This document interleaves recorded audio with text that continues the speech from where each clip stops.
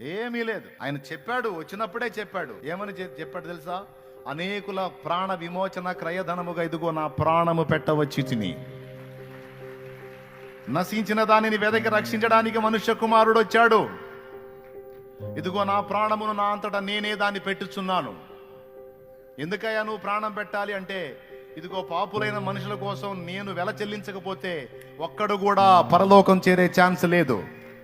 కాబట్టి నా బిడ్డలందరినీ పరలోకం చేర్చాలంటే వారి పాపాల శిక్ష నేను మొయ్యాలి అని మోసిన ఒకే ఒక్క దేవుడు, నిజమైన దేవుడు, దేవుడు అనడానికి యోగ్యుడు, ప్రభు అయిన యేసుక్రీస్తు ఒక్కడే.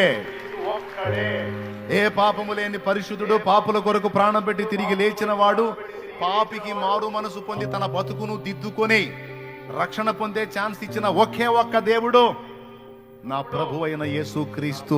నేను ప్రకటిస్తున్న నజరేయుడగు యేసుక్రీస్తు.